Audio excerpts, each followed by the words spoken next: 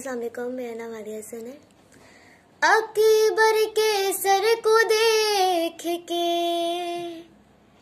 नेज़े की नोक पर,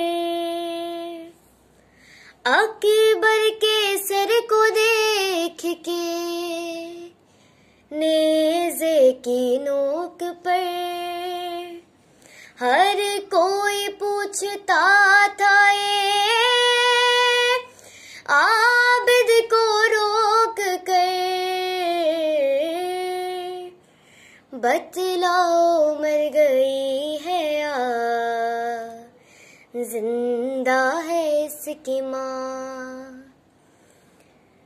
बतलाओ मर गई है या जिंदा है इसकी माँ। आँखों को अपने बंद किए है ये ज़ी-ग़शम, बाजार में जो आए हैं बेपर्दा कुछ हरम, क्या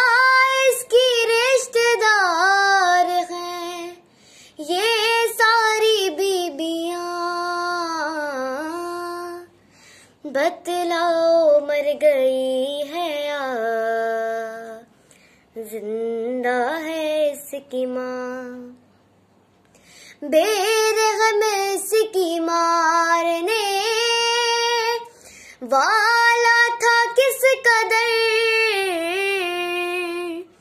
सूखी हुई गले की रगें